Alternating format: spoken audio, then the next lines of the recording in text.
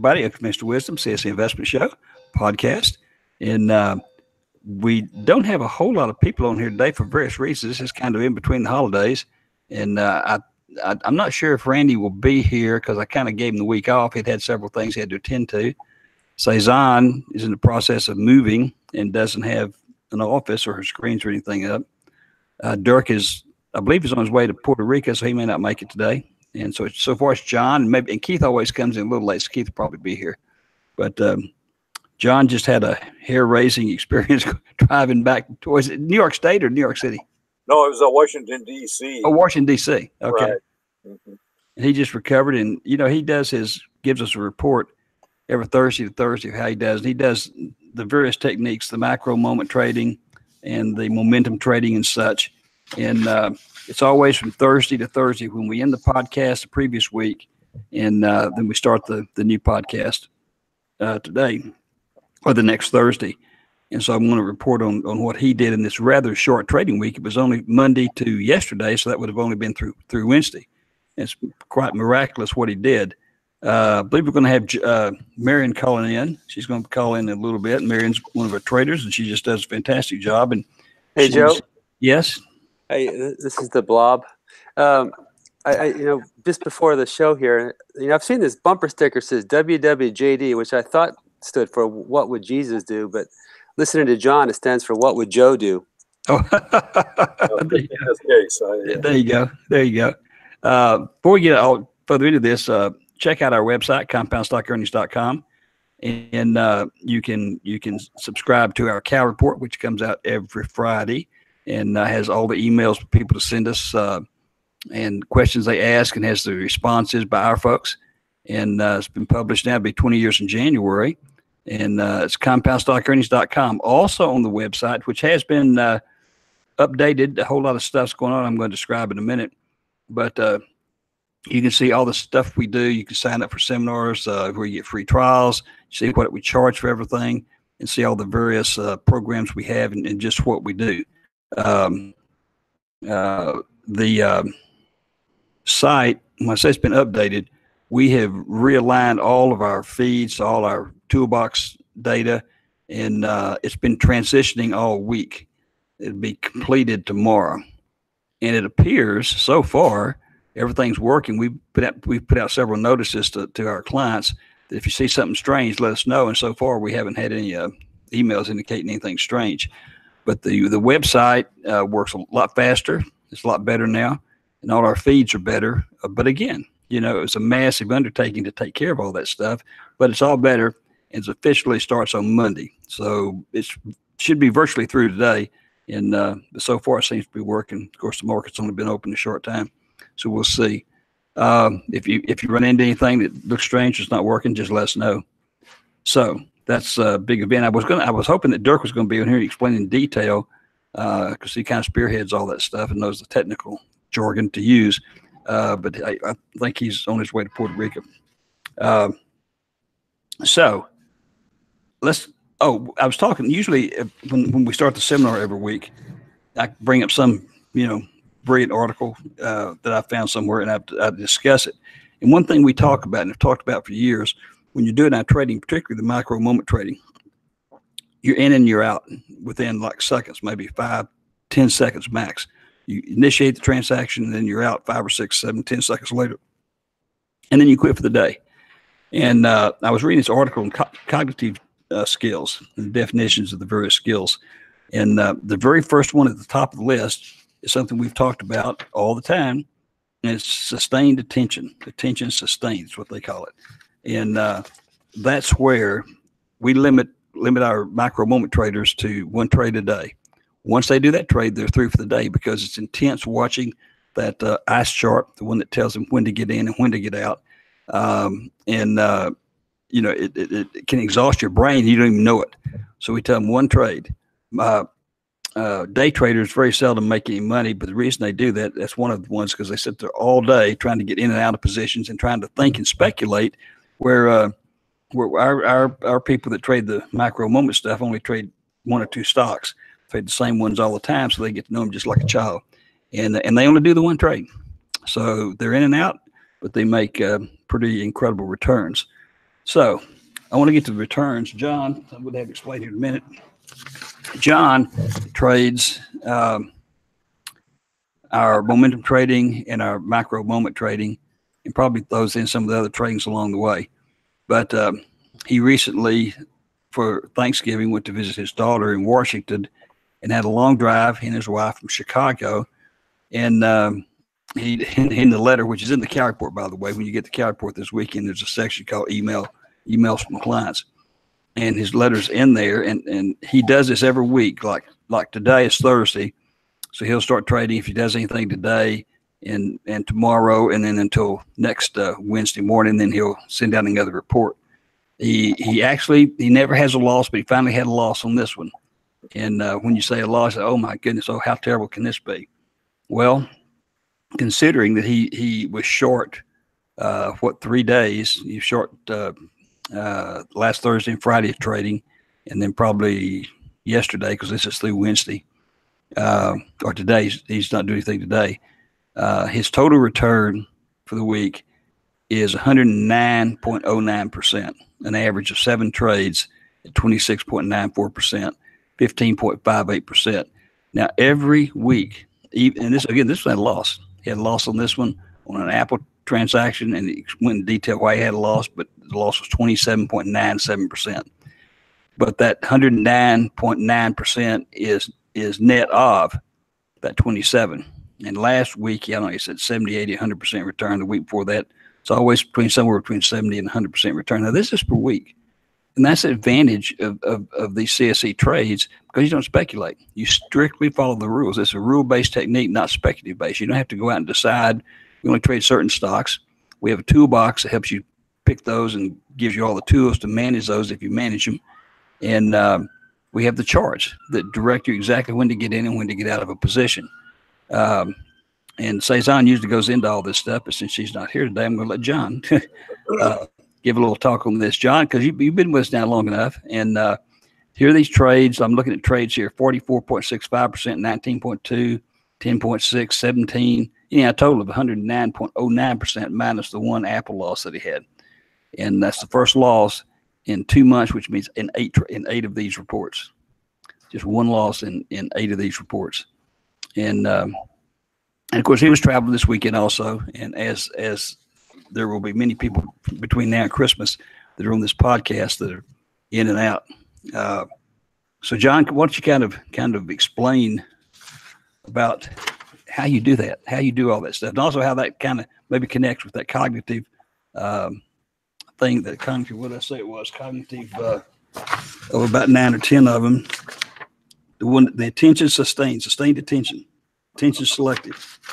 Go ahead and talk about that. Okay. Well, my wife usually gets up early. She has to go by the driving school lesson and attend. So she's out of here at 5:30, so it gives me a chance to check on with the pre-market, and see what our trends are going to be. I check the charts, both advanced charting and look at the previous days with the ice chart. But I'll look at those, what I expect things to do. And of course, we can turn around on a moment's notice or a Fed report or something like that. But just this morning, right as the market opened, I got into a put. It looked like it was going back down.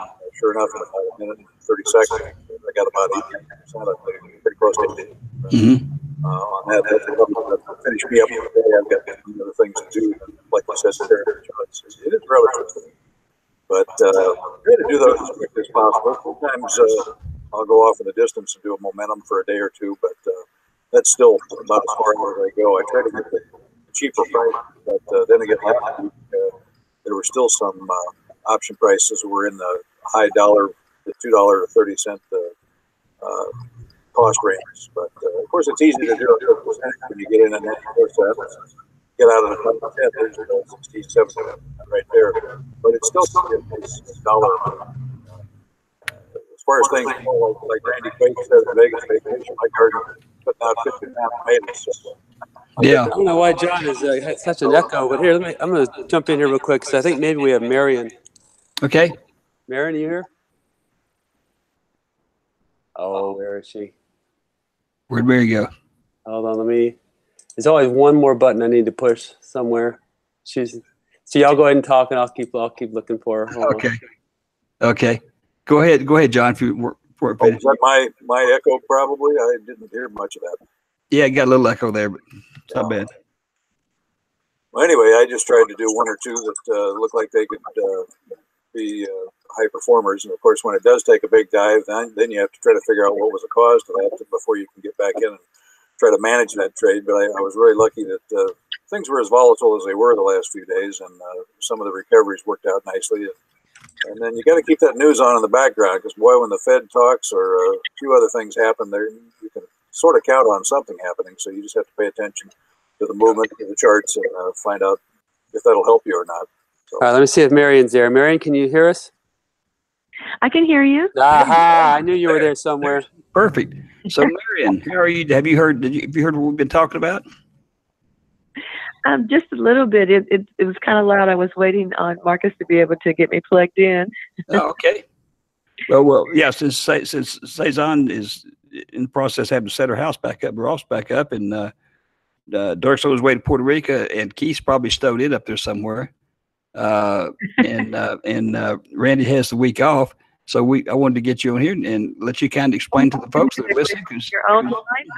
Yes, you're one of our favorite clients, and you've been with us a long time, and kind of explain. I know you haven't done a lot this week because it's been holiday week and the market's not real, but you've had some great trades, and you might kind of address the thing about this cognitive thing. If you heard me talking about it, one of the very first cognitive apps, about 9 or 10, is attention and attention span. And we talk about all the time, particularly on the micro moment trades, how you get in and you get out and then you quit. You don't sit there and piddle around all day and try and do trades, because you're not going to have the same attention, and you're beginning to speculate and not just go by the rules. What might you have to say about all that stuff? Well, I totally agree 100% with that. And the best thing to do is to continue to virtual trade, even though you've gotten good at what you're doing and reading the charts and going in and getting your micro moment trades. It's always good to keep your skills sharpened by virtual trading. So what I discipline myself to try to do is 1, maybe 2 live trades, and then if my brain is telling me that it's still a great time to go in and do some trades, the discipline tells me go over and play in your virtual trade. And then there you can still hone your skill and read your charts. And if whatever you think that you're seeing, and by the time that your brain is fatigued from being sharp and really focused, it's okay as long as you're in your virtual trading platform. And the beauty of this is that your real trades only take you a minute or less to get into and get out of, and you can go on about your day, unless you're kind of hooked on it like I am. Yeah, and that's so important. I'm so glad you brought that up about the virtual trading, and we talk about this all the time. People that say, "Oh, this sounds too good to be true," those returns of John's, or those returns of Marion's, or returns of say whoever, it's too good to be true, Randy or Keith, and then try it out, because virtual trading, which they haven't had all these many years, but it's excellent. It's the exact same thing as trading with real dollars. You use your same online broker, except instead of trading your real money account, you're trading a virtual account. They usually open and give you about $80,000, $90,000 of virtual money. But the trades are exactly the same. So this is not a system that you're going to go out and you're going to try and you're going to lose a lot of money, and then you're going to lose a lot of money until you finally get accustomed to what you're doing and develop an expertise. Use virtual money, and that's why it's so easy for even young kids, 14, 15, are great in this, because they, computer literate. A lot of times us older folks are not as computer literate, so we have a harder time than some of these young people. And since it's rule based, and since they would do it virtual money, and we contend all the time, you got a kids getting ready to get out of high school and go to college, make them take the summer off and let them come to one of these seminars, spend a few $100 on a seminar, and then virtual trade. And he may never need to go to college. Probably be the best thing for him. He'd have an occupation. He could actually get a job and do something. Well, but one of the it doesn't cost anything. That happened was when I first went to one of the seminars. I can't remember if it was you or if it was when I went to the seminar with Cezanne and Tony, but somebody said to me, the less you know, the better off you are. Oh, absolutely. That was my stress reliever, because they said, a lot of times we think we know everything, or we think we know a couple of things, and we want to hold on to them. But the best thing and the easiest thing about CSE's techniques is that they tell you, just if you don't know anything, don't worry about it, because we're going to show you everything you need to know. And to this very day, I've been with CSE for about 4.5, 5 years now, and to this very day, if it's not something that you all have taught me, and it's some conversation that someone wants to have, I simply look at them and say, I don't know, that doesn't pertain to me. That's taking up too many parking spaces in my brain. Oh, absolutely. It's incredible. The stuff you're saying, it's incredible because, and the reason we say you don't need to know much, because the people that don't know money seem to know everything. Everybody knows something about the stock market. Everybody knows something, and particularly day traders. And watch CNBC. Those guys don't know anything. I mean, they just sit there and talk in macro terms, macro market. Well, yes, the economy's up. Well, maybe the economy's up because something happened over in Asia and something happened here. And they talk in those kind of terms. They don't say buy XYZ and sell it, because it's going to go up in 5 minutes, because they don't know. They don't know, and we don't know. That's why we have techniques that are designed on following the charts. Absolutely, yeah. And so there's nothing, you don't have to, like, everybody thinks, oh, he's a financial genius. Well, that's just bull. Nobody's a financial genius, because there's too many, there's 10,000 stocks, there's 5,000 things going on in the course of the day. And you have to just have a technique that you use consistently, and you master that technique. And that's what the CSE techniques are all about, And so what are your returns, do you think, on average this year, Marion? I forget to do them in percentages. I average about 5 to 6 cents in trade. So I'm thinking that's somewhere between 8 and 10%, depending on the price of my option at the time. Uh-huh. And that's one of the simple things that Joni and Cezanne taught early on in the webinar. Just look for a simple 3 to 4 cents, and keep it easy. You don't have to worry about converting the percentages and all that kind of stuff.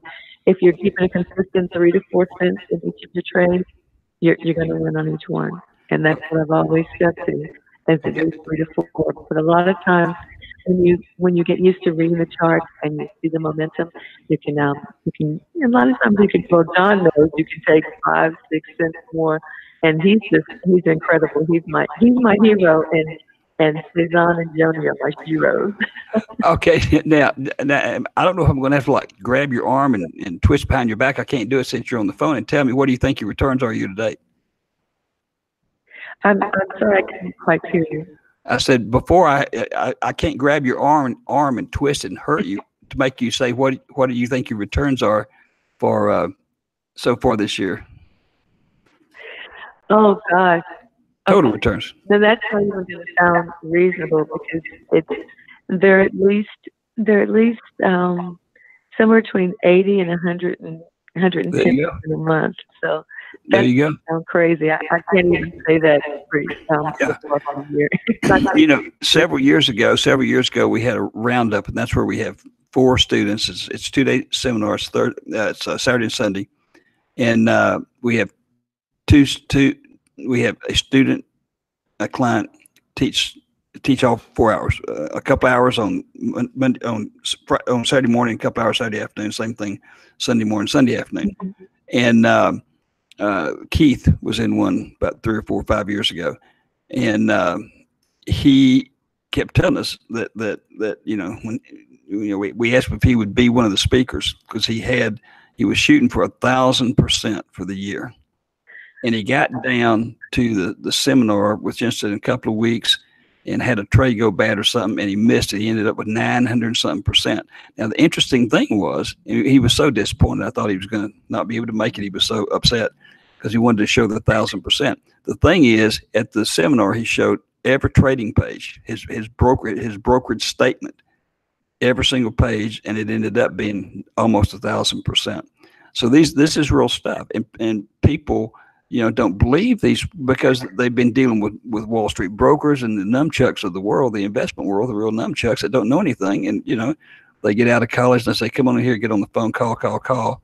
We've got these experts back here going to tell you, we're going to tell you what to tell them. You're going to sell it. Well, it never works out that way, because they're not any good. But And that's one of the great things about CSE is the transparency. Everything that's done, you get to see it in real time.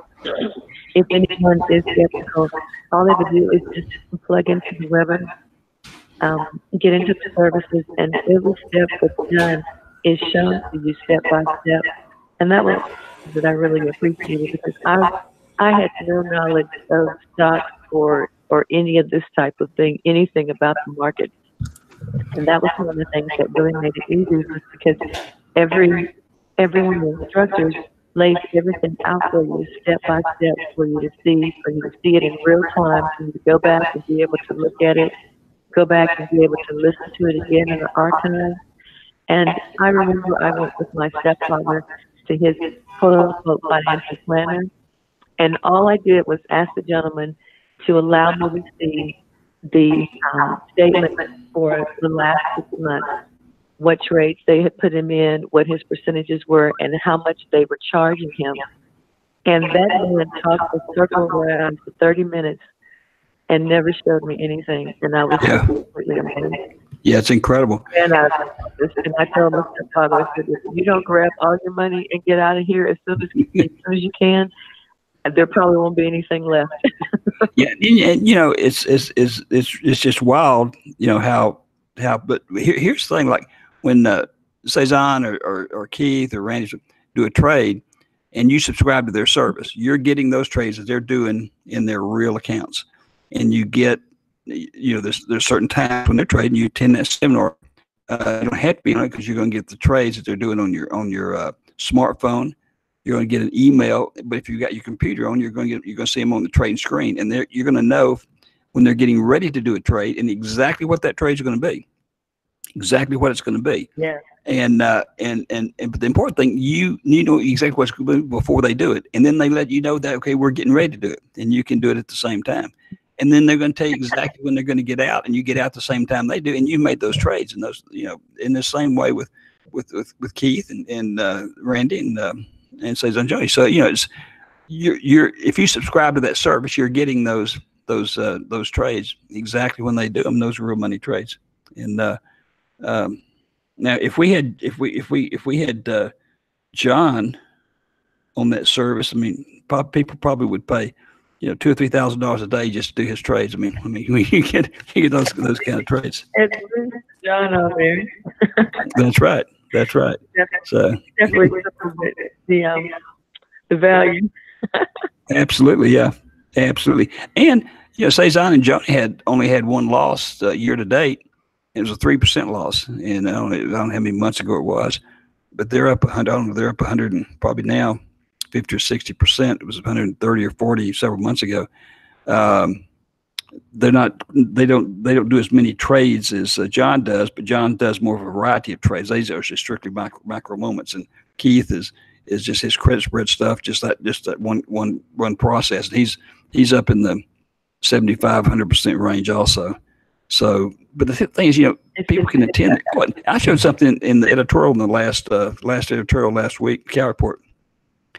I read a couple of articles where people, and you see it on TV, gold, silver, buy it, and it seems like it's always low. So now's the time to buy. And my question is always, well, you want to buy when it's high, so then it goes down lower and you buy again. What do you do? So I said, okay, let's look at this. We took 1 ounce of gold. We went back 20 years, and you can see on the charts exactly what 1 ounce was selling for. And it was 200 and something bucks. I don't remember exactly. It's in the Cow Report. And so, okay, so you take that, let's say $200, and then and you take that and you invest it in a stock for 200. The numbers don't work out exactly because the number of shares, price of stock, but it's close enough. You buy a stock instead of buying that ounce of gold. You spend $200. Now let's watch what happens over 20 years. Well, 20 years ago, as of last week, that $200, $250 or whatever it was ounce of gold is now selling today, as of last Friday, at $1,200. So you made a huge profit, right? I mean, from 200 something to 1,200 over 20 years, $1,200. Now remember, the reason it doesn't outshine what we do is because there's no compounding. You can't go sell that bar and buy 2 bars because what you're selling for is pretty much what you're going to have to buy back for. And I said, okay, so you invested that in one stock and did our regular 1% a week return deal, which any of our techniques produces 1% a week. And at the end of 20 years, it was $5,800,000, something like that. That's what it had grown to. And that's because of compounding. The gold was only worth $1,200. So how could anybody in their right mind say, oh, go, this is, so good. Well, yeah, there's no cash. What if you need, people forget you have to have money to live on. And that's what our technique does. It produces lots of cash, and then you reinvest it or you can spend it all. My theory is instead of saving all your life, saving and having to take money out of your paycheck for 40 years, you're probably not going to live 40 years. But if you did and you saved what all the brokers want you to do, you're going to have like right now around $1.8 million. Well, $1.8 million ain't going to buy, it's not going to buy hardly anything 40 years from now if you live that long. And in the meantime, there's deaths and you got divorces and you buy cars and stuff. So I say, okay, look, instead of do that and be poor all your life, when you're 25, start out with $1,000 when you're 25, and just put it in your account one time. Use any of our techniques, producing the 1% a week. And in 20 years, you're going to have 15 or 16 million based on the original $1,000 plan. You've never put in anything. You lived the high life. When you were in your early 20s, you had a great big car. You had beautiful women and all over the place, and you took on vacations and you boozed up a lot, had really good dinners, and lived in some kind of palatial mansion. Versus all your life, and you finally get enough money 30 or 40 years ago, you don't have enough money. You only got $1.8 million. You can't do anything, and now you don't want to do anything. You're too damn old to do anything. So that's the advantage of CSE. Anyhow, if you Randy always said, everybody, whenever somebody with stocks, just like gold, when you own it and the price is going up, well, that's great, but you don't have that cash money. You just still have that stock, and you just still have that gold. That's right. But you can't even by doing that. You own it, you don't make it until you sell it.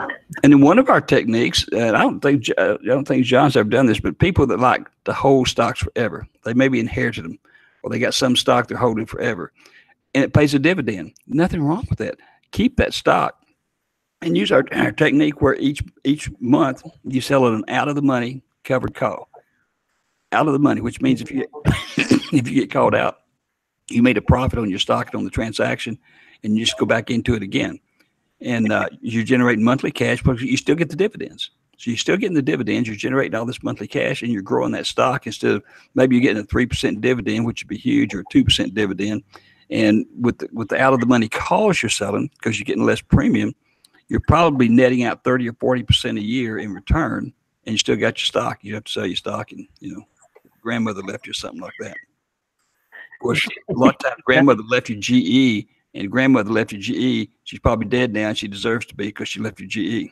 GE used to be a real mainstay, and it's it's just like what's his name? The Amazon. What's his name? Not Zuckerberg, but he was commenting the other day. He was at a company meeting, an internal company meeting, was explaining to his employees that someday we may be out of business. He says companies don't hang around forever, and he says some days someday we'll be out of business. And he made some good points. I mean, look at GE's heading that way. It's not going to be too long. GE's out of business. Look at so many department stores have gone out of business. Look at IBM. IBM's not doing too hot. Big companies go out of business. That's just goes on forever. So you have to be kind of flexible and look at your great grandmother that's leaving you a bunch of stock. Look at her with a cocked eye, wondering, "Hey, great grandmother, what the hell you still got this stuff?" It's not even a good stock anymore. But anyhow, okay. If you want to send us an email, stocks you don't want to be rid of. There are techniques that allow you to make money on them, and even no matter which way the market is going, there's a technique to take care of it and to still have you to come out profitably.